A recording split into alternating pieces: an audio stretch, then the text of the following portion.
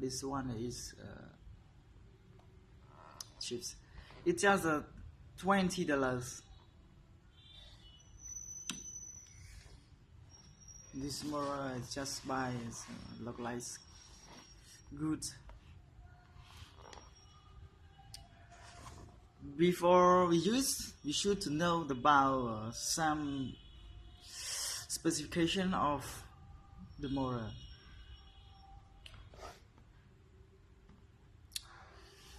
And here you can see the spec at here.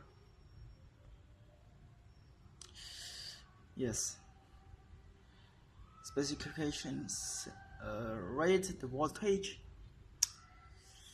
The voltage is 220 volts because it's designed for Asia country. Because in Cambodia we use single phase 220 to 30. So the design for our countries.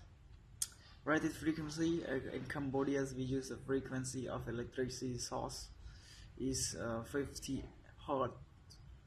And the maximum drilling capacity steel minimum. You mean we can drill the steel that have a thickness 6.5 millimeter, and for wood we can drill 9 millimeter. The rate input power for the power of electric source that we can put to the motor is 250 watt.